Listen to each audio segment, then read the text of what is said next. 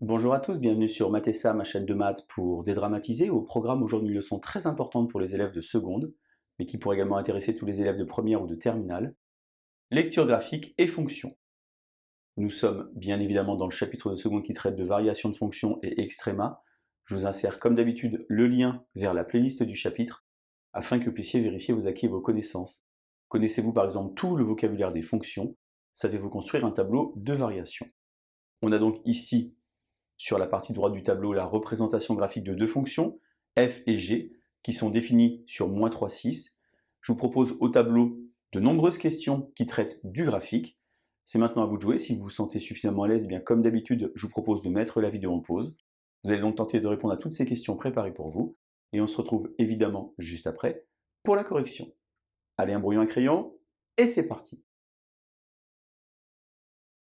Alors tout d'abord, attention, gros problème de vocabulaire. On ne dit pas qu'on a tracé une fonction, on dit qu'on a tracé la représentation graphique d'une fonction. On a donc ici en bleu la représentation graphique de la fonction f et en orange la représentation graphique de la fonction g.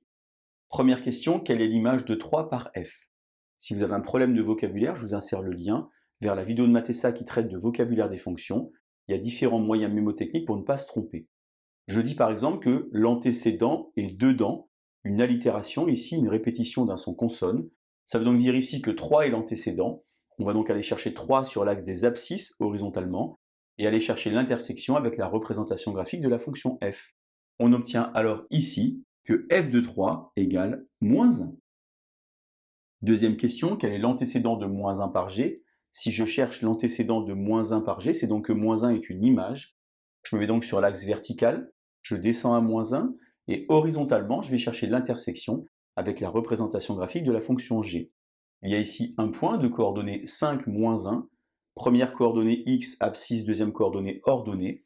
J'ai donc ici que g de 5 égale -1.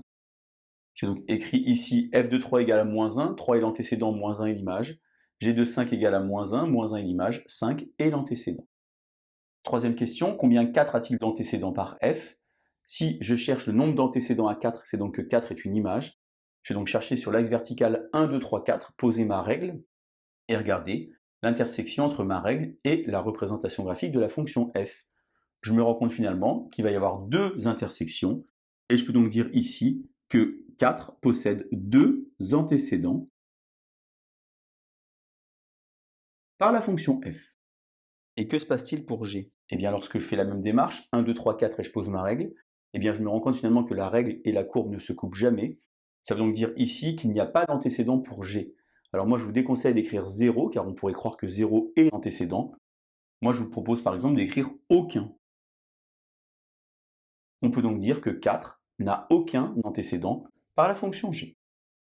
Question 4 maintenant, résoudre une équation, résoudre f de x égale g de x. Alors finalement, on cherche les coordonnées, plutôt les abscisses des points d'intersection des deux courbes. Il suffit alors de regarder ce qui se passe. Puisque c'est une équation, on va écrire s égale avec une accolade, comme ceci. Premier point d'abscisse, -2. Deuxième point d'abscisse, 2. Et troisième point d'abscisse, 5. Lorsque vous avez f de x égale g de x, ce ne sont pas les coordonnées qu'on vous demande, mais simplement les abscisses. Si maintenant on vous demande les coordonnées des points d'intersection, à ce moment-là, il faudrait donner pour chaque abscisse l'ordonnée correspondante. Cinquième question, résoudre f de x inférieur ou égal à g de x. Alors attention au vocabulaire, on cherche ici à ce que la représentation graphique de la fonction f soit située en dessous de la représentation graphique de la fonction g. On a donc ici, puisqu'on part de -3, de -3 jusqu'à -2. Vous remarquez ici la notation avec des intervalles. Je peux vous insérer le lien vers la vidéo de Mathessa qui traite d'intervalles si vous voulez vous entraîner. Mais ce n'est pas tout. Tout au bout là-bas, eh bien, j'ai également un endroit où la représentation graphique de la fonction f est en dessous de la représentation graphique de la fonction g. C'est alors ici de 2 jusqu'à 5. J'ai donc ici comme solution -3, -2, union 2, 5. Je m'intéresse maintenant à construire le tableau de variation de f et de g. Alors lorsque vous devez construire un tableau de variation, il y a plusieurs conditions à respecter. D'abord ici, il faut donner le domaine de définition, c'est donc de -3 jusqu'à 6. Il y a une discussion séculaire entre tous les profs de maths. Est-ce que j'écris f, est-ce que j'écris f de x? Vous allez évidemment écrire comme le souhaite votre enseignant. De mon point de vue, c'est plus naturel d'écrire f, car f de x est un nombre. C'est l'image de x par la fonction f, et vous aurez du mal à m'expliquer qu'un nombre va monter ou descendre. F est une fonction, il est naturel donc de dire qu'elle puisse être croissante ou décroissante. Attention cependant, dire qu'une fonction est croissante n'a aucun sens. Il faut toujours dire croissante sur quelque chose.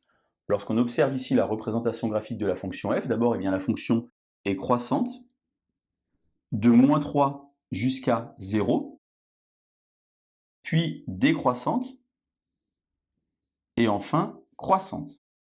Il me faut alors trouver ici le nombre. J'observe ici que c'est 4. Et lorsque je complète ici un tableau de variation, il faut écrire les valeurs des images. Donc ici, le point de départ, c'est 2. Ensuite, puisque je suis en train de faire de la lecture graphique, je me rends compte par exemple qu'au-dessus, là-bas, j'ai environ 5,8. Mais si vous aviez écrit 5,75 ou 5,9, vous auriez eu quand même une bonne réponse. On est un petit peu en dessous de 6. Ensuite, je descends ici jusqu'à moins 2,2. Et enfin, pour 6, ça remonte jusqu'à 2. J'ai donc construit ici le tableau de variation pour la fonction f. Deuxième maintenant fonction, c'est g. De nouveau, moins 3, 6. Alors attention, je ne sais pas si vous observez, mais il y a un endroit où ça descend un petit peu et ça remonte. On ne va donc pas faire ici des flèches de taille différente, mais on va conserver les flèches de la même taille. La représentation graphique de la fonction g est donc d'abord décroissante. On verra ensuite sur quel intervalle. Puis croissante, même si c'est sur un tout petit morceau. Puis de nouveau décroissante. Alors on va regarder donc ce que ça donne. D'abord, on a ici jusqu'à 1 et ici jusqu'à 2. Et on peut donc ici écrire les images, 3,4 environ. Lecture graphique. Attention ici à être appliqué, on peut dire par exemple 1,9. Vous voyez que c'est juste en dessous du trait horizontal qui matérialise 2. Ici, à cet endroit-là, j'ai 2. Et lorsque je regarde tout en bas, ça plonge jusqu'à moins 2,7. J'ai donc construit ici le tableau de variation de la fonction g. Question numéro 7 maintenant, combien 0 a-t-il d'antécédents par f? Alors finalement, cette question, elle est traduite par combien la courbe représentative de la fonction f deux fois va couper l'axe des abscisses. Je me rends compte ici, en observant mon graphique, que je vais avoir une fois et donc ici 2 fois.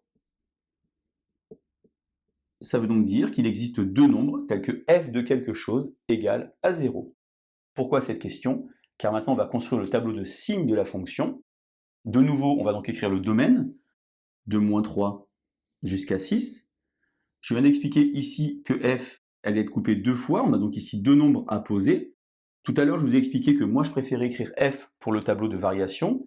Ici, ça aurait du sens, par exemple, d'écrire f de x, car puisque f de x est un nombre, on peut donc avoir son signe. Alors, où est-ce que ça coupe la représentation graphique? De nouveau, c'est de la lecture graphique. Ici, on a 2,7 et ici, on a 5,3. Je mets ici un petit 0, un petit 0. La représentation graphique de la fonction f est située au-dessus de l'axe des abscisses de moins 3 jusqu'à 2,7. F est donc ici positive, puis négative, puis positive. J'attire votre attention sur un point très important. Les nombres qui sont ici ne sont pas les mêmes que les nombres qui sont ici. De la même manière, pour la représentation graphique de la fonction g, j'écris donc le domaine, moins 3 jusqu'à 6, et je dois donc trouver ici l'endroit où la courbe va plonger. Et on observe ici que c'est en 4,5. On a donc ici 0. Avant 4,5, la représentation graphique est située au-dessus de l'axe des abscisses, et donc positif. Et ensuite, négatif. Voilà donc une jolie vidéo ici d'exercice de lecture graphique pour tous les élèves du lycée. Attention au vocabulaire, on ne se trompe pas. Représentation graphique d'une fonction, f de x. Je vous laisse vous entraîner et tout ira bien. Bonne journée sur Mathessin. À bientôt.